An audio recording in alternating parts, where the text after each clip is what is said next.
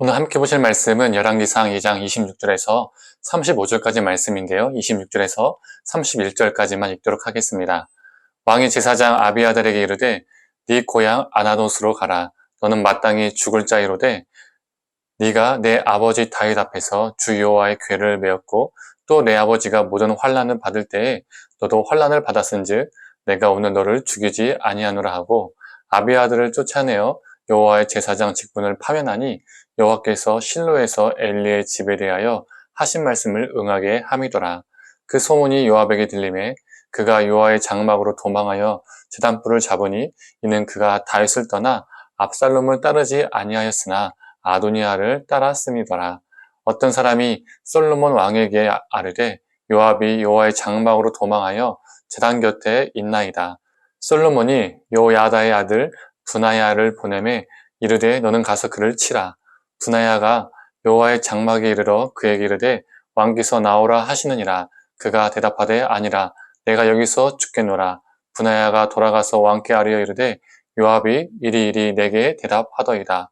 왕이 이르되 그의 말과 같이 하여 그를 죽여 묻으라. 요압이 까닭없이 흘린 피를 나와 내 아버지의 집에서 네가 제하리라.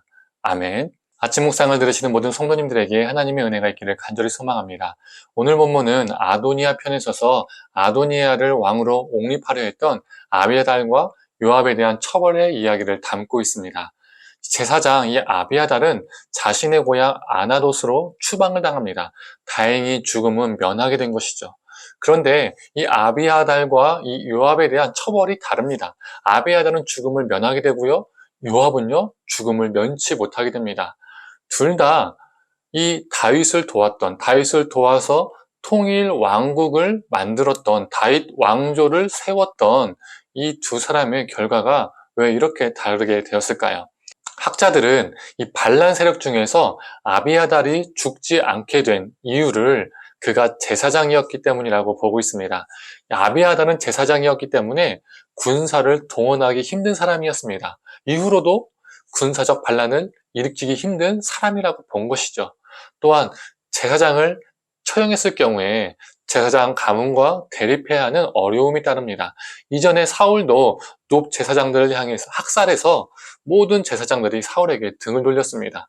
그래서 전쟁에 관하여 물어볼 제사장이 없으니까 엔돌의 무녀에게 찾아간 역사적 사실이 성경에 기록되어 있죠. 그래서 솔로몬은 아비아달을 처형하지 않고 유배를 보냅니다. 그리고 아도니아를 왕으로 옹립하려 했던 또 다른 사람이 누구죠? 바로 요압입니다.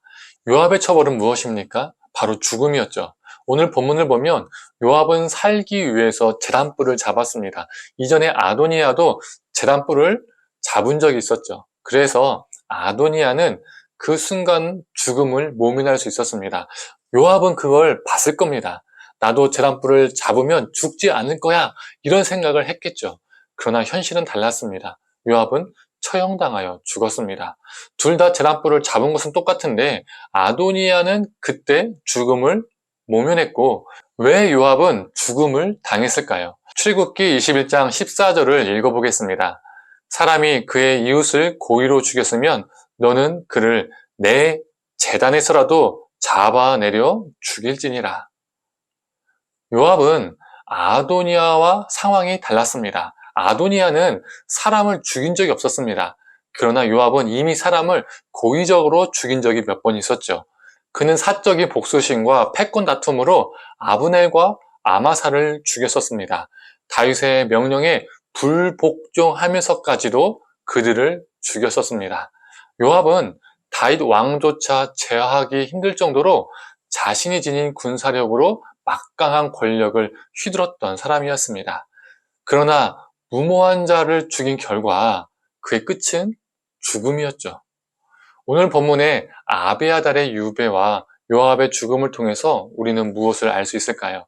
힘과 권력은 바르게 사용해야 하며 그 힘과 권력은 영원하지 않다는 겁니다.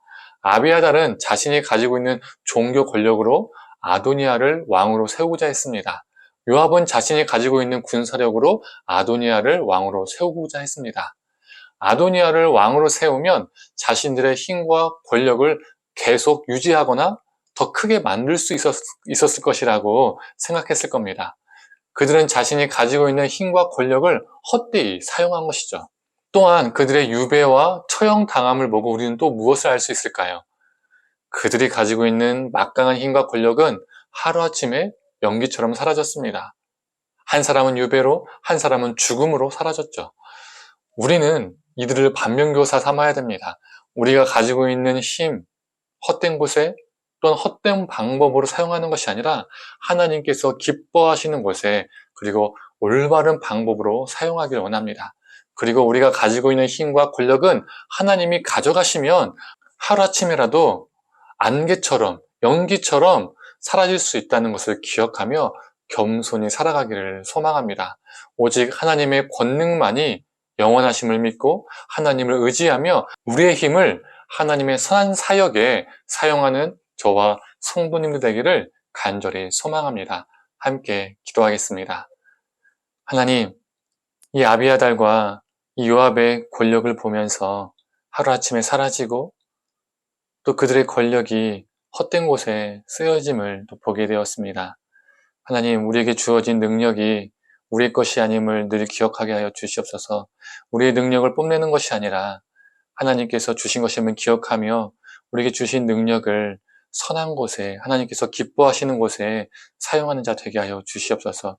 우리의 능력이 무한한 것이 아니라 유한한 것임을 기억하며 하나님이 가져가시면 어느 순간 다 사라진다는 것을 기억하며 하나님의 능력만을 의지하고 살아가는 우리가 되게 하여 주시옵소서. 감사드리며 사랑에 만나신 예수님의 이름으로 기도드립니다. 아멘.